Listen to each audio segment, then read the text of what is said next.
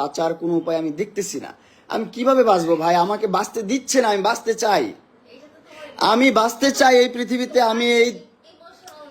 আমি মদ, শোনো, তোমার মতন মহিলা, তোমার মতন জঘন্য মহিলা আমি আমার লাইফে দেখি নাই। তোমার মতন জঘন্য মহিলা আমি আমার লাইফে দেখি নাই, বিশ্বাস করো। তুমি এতটা হিটলার, এতটা বুদ্ধি তোমার মাথায়। শোনো, তুমি এতটা হিটলার, তুমি এতটা জঘন্য।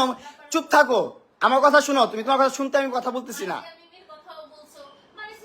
তুমি, হ্যাঁ, ওরা তো আমার সাথে এমন করতেছে না। তোমার মতন হিটলার, তোমার মতো জঘন্য মহিলা তো ওরা না, কেউ করে নাই। কারণ হচ্ছে যে তোমার কাছে তো আমি যাই নাই। তুমি আমার কাছে আসছো 4 বছর আগে, তোমার কাছে তো আমি যাই নাই।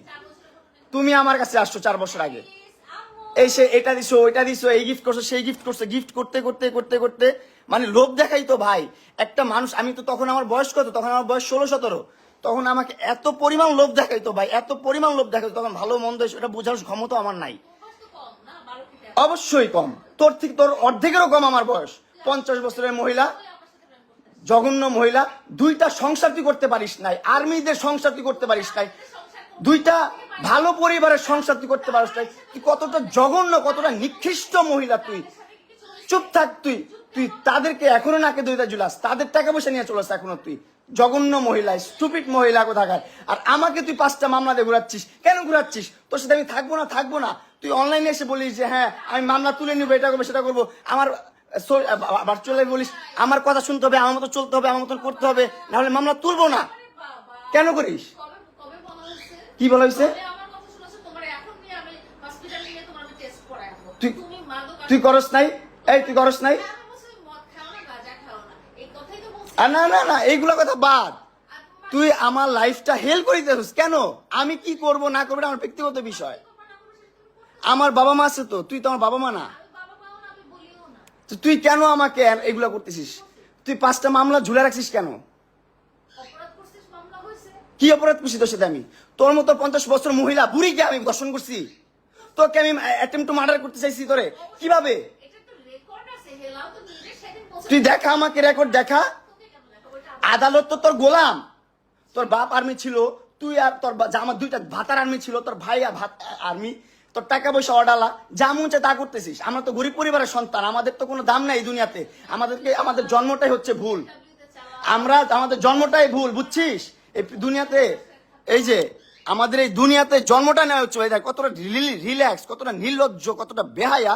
রিল্যাক্স হয়ে শুয়ে, রিল্যাক্স হয়ে কথা বলতেছে, রিল্যাক্স হয়ে সব করতেছে।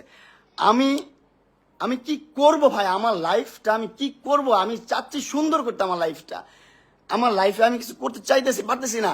আমি যদি মাদক আসক্ত হইয়াও থাকি, সেটা একমাত্র ওর পেরেশানিতে। ও আমাকে বাঁচতে দিচ্ছে না ভাই। আমি কিভাবে বাঁচবো? আমাকে বাঁচতে দিচ্ছে না ভাই। মেন্টালি এত প্রেশার দিচ্ছে, এত প্রেশার দিচ্ছে। ওর কাছ থেকে কখনো চাইয়া আমি একটা টাকা নিয়ে নেই। ও আমাকে হাইদা এটা করছে, এটা করছে, এটা দিছে, সেটা দিছে। লোভ দেখায় না, মোলা ঝুলাই আইন না। এই জায়গায় রাখছে ওর বাসা, এই জায়গায় ওর কাজের লোক, ওর বাপ মা, ওর 14 গোষ্ঠী সব এই জায়গায়। ওর কাজের লোকদেরকে ডেকে নিয়ে আসছে পিটানোর জন্য, আমাকে মারার জন্য। তারপর ওই নিচে রাজুকে ফোন দেয়, রাজু উপরে আসো তাড়াতাড়ি। সিকিউরিটি গার্ডদেরকে ফোন দেয়, তাড়াতাড়ি আসো, আমার বাসায় ক্রিমিনাল ঢুকে গেছে, প্লিজ মাম। হ্যাঁ, ভালো নাটক হচ্ছে। লালা, ছি, তোমার মতন জঘন্য নিকৃষ্ট ভিতর খারাপ মানুষ আমি জীবনও দেখি নাই। তোমার কাছ থেকে আমি রিলিফ চাই। তুমি কেন মামলাগুলো তুলবা না? কেন তুলবা না? অনলাইনে বলে মামলাগুলো তুলে দিচ্ছি আমি, এটা হয় নাই, সেটা হয় নাই, সবকিছু ঠিকঠাক। কিন্তু আমার কাছে আইসা ভাই, সোশ্যাল মিডিয়ার বাইরে যখন বাস্তব লাইফে আসে, বাস্তব লাইফে এসে আমি এই মেয়ের সাথে ঘুরতে পারবো না, ওইখানে যেতে পারবো না, সেখানে যেতে পারবো না, এটা করতে পারবো না, সেটা করতে পারবো না, ওর বাসায় এসে থাকতে হবে, ওর বাসায় সময় দিতে হবে, ওর সাথে সেক্স করতে হবে, ওর সময় দিতে হবে। এগুলো না করলে মামলা তুলবে না ভাই। আমি তারপর ওর মন রক্ষা করে চলতেছি, তারপর ও আমার কি করতেছে ভাই? ওর ফ্যামিলি, ওর 14 গোষ্ঠী সবকিছু নিয়ে আমার সবকিছু ধ্বংস করে দিচ্ছে। আমার মোবাইলটা স্টকিং করে যত ভিডিও ছিল, আমার ফ্রেন্ডদের সাথে ঘুরতেছি ফিরতেছি, যা করতেছি, সব ভিডিও ও নিচ্ছে ওর মোবাইলে নিয়ে। ও কি করছে? ওর সাংবাদিক বন্ধুদেরকে দিয়ে বলতেছে এগুলো পোস্ট করেন, খারাপভাবে ক্যাপশন দিয়ে খারাপভাবে রিপ্রেজেন্ট করেন, মামুনকে একদম ধ্বংস করে দেন। ওরে অনলাইনে নিয়ে আসছি আমি, ওরে অনলাইন চিনাইছি আমি, ওরে ভিডিও করাইছি আমি, ওর ভিডিওতে আনাইছি আমি, ওরে কন্টেন্ট করা শিখাইছি আমি, ওরে ইনফ্লুয়েন্সার বানাইছি আমি।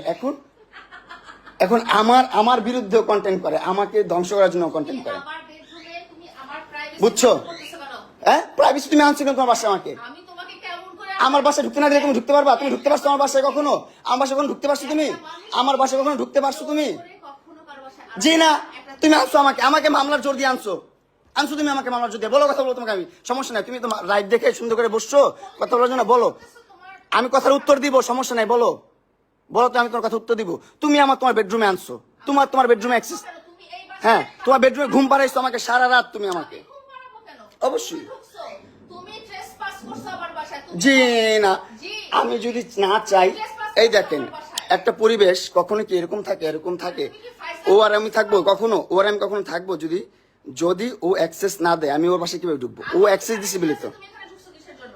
ও বাবা, কি অ্যাক্টিং, ওভার অ্যাক্টিং লাইভ দেখে নাকি? তোমার চেহারা আমি এখন Live- এখন আমি পাবলিক করব। লাইভ দেখে? এখন আমি পাবলিক করব। প্রিন্স মামুনের চেহারা এতক্ষণ তুমি আচ্ছা এখন আমি পাবলিক করব। ভাই, এখন আমি জানি না আপনারা কি করবেন বা আপনারা কিভাবে নিচ্ছেন।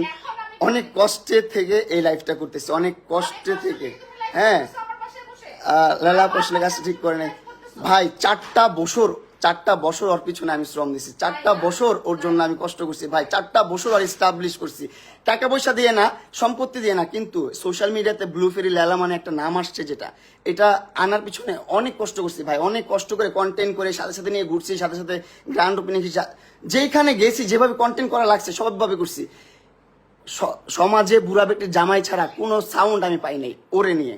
ওর কারণে এই একটা খারাপ নাম আমার জীবনে চলে আসছে। বুড়া বেটির জামাই, টাকা লোভে বিয়ে করছে। ভাই আমি জামাই না ভাই, বিয়ে করি না, কিচ্ছু করি নাই ভাই। ও কি করতো ভাই, প্রথম থেকে একটু করে গিফট দিত, তখন তো আমি অনেক ছোট মানুষ, আমি বুঝতাম না ভাই। এখন তো বুঝতেছি যে ভাই কি করছে জীবনে, আর আমি জীবনে কি করছি ভাই, এত বড় ভুল কিভাবে করছি ভাই। কি করতো, ছোট করে গিফট দিত। আমার প্রথম বার্থডেতে ওর সাথে যখন দেখা, 6 মাসের মাথায় আমার 12 লাখ টাকা দিয়ে একটা গাড়ি কিনে দিচ্ছে, তখনই তো আমি ইমপ্রেস। ও মাই গড, এত টাকা দিয়ে গাড়ি কিনে দিচ্ছে আমাকে, কত সুন্দর ভালো বন্ধু। আমাকে এমনও বলছে সারা জীবন আমি তোমার ভালো বন্ধু হয়ে থাকবো, আমার সাথে কোনো ধরনের তোমার কমিটমেন্ট দরকার নেই, এটা নেই সেটা নেই, তুমি আমার সাথে ভালোভাবে থাকবা, এতটুকুই। আমিও ঠিক আছে, আমি মেনে গেছি ছোটবেলা, হ্যাঁ ঠিক আছে লালা তুমি যা বলছো তাই। কিন্তু এখন দিন শেষে এসে যখন আমি আমার মতো মুভ অন করতে গেছি, তখন দেখি ও আমাকে মামলা মোকদ্দমা দিয়ে এটা ওইটা সেটা করে, ক্ষমতার অপব্যবহার করে আমার জীবনটা হেল করে দিছে ভাই, নষ্ট করে দিচ্ছে জীবনটা ভাই। আমার জীবনটা নষ্ট করে দিচ্ছে কেন ভাই? আমি পান্তা ভাত খেয়ে থাকলো, বস্তিতে থাকলো, রাস্তায় থাকলো, অনেক সুখে থাকতাম ভাই, অনেক ভালো থাকতাম ভাই, এরকম প্যারা নিয়ে থাকতাম না ভাই। আমি বহুত কষ্টে আছি ভাই, বহুত যন্ত্রণায় আছি ভাই। ও সোশ্যাল মিডিয়াতে এসে বলছে, কিন্তু আপনারা দেখছেন, যেখানে বলছে যে আমি প্রত্যেকটা মামলা তুলে নিব, ওর সাথে এখন ভালো সম্পর্ক বজায় রাখবো। এখন আবার একটা মেয়ের সাথে আমার মোবাইলে মেয়েদের সাথে কেন ভিডিও দেখছে, আমি মেয়েদের সাথে কেন ঘুরি, আমি কেন এখানে যাই সেখানে যাই, আমি মেয়েদেরকে কেন আমার BMW চালাইতে দেই, সেইগুলো নিয়ে তার সমস্যা। কেন সমস্যা হবে তার ভাই, কেন সমস্যা হবে তার জন্য কি আমি আমার লাইফটা লিড করবো না? তার জন্য কি আমি ঘুরবো না? তার জন্য কি আমি প্রেম করবো না? তার জন্য কি আমি বিয়ে করবো না? জীবনে কিচ্ছুই করতে পারবো না। সে তো 2টা বিয়ে অলরেডি করে ফেলছে ভাই, 2টা বিয়ে করছে অলরেডি ভাই, অলরেডি 2টা বিয়ে করছে, এবং 2টা সংসার থেকে ডিভোর্স হয়েছে তার। 2টা সংসার থেকে সে করতে পারে নাই। কেন করতে পারে নাই? তার আচার আচরণের কারণে, তার ব্যবহারের কারণে সে সংসার করতে পারে নাই। আমি বসা করে বসবো না আমি? তুমি আমার এখান থেকে জুতা দিয়ে মেরে বের করা লাগলে বের করো। তুমি আনছো না, মানুষ আনাইছো না, তাদেরকে আনাও। আমি তো এই জন্যই লাইভে গেছি, আমার সিকিউরিটির জন্য লাইভে গেছি। তুমি মানুষ আনাইছো না আমাকে পিটানোর জন্য? আনাও না, তুমি কোথায় মানুষ? আনাও না।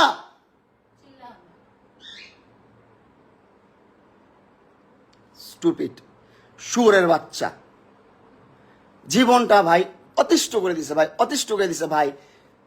সমাজে মুখ দেখাইতে পারি না, সংসারে মুখ দেখাইতে পারি না, আত্মীয় স্বজনের কাছে মুখ দেখাইতে পারি না, কোনোভাবে না ভাই। একটা সম্পর্ক কতটা সুমধুর হতে পারে সেটারে একদম ত্যক্ত করে দিছে ভাই।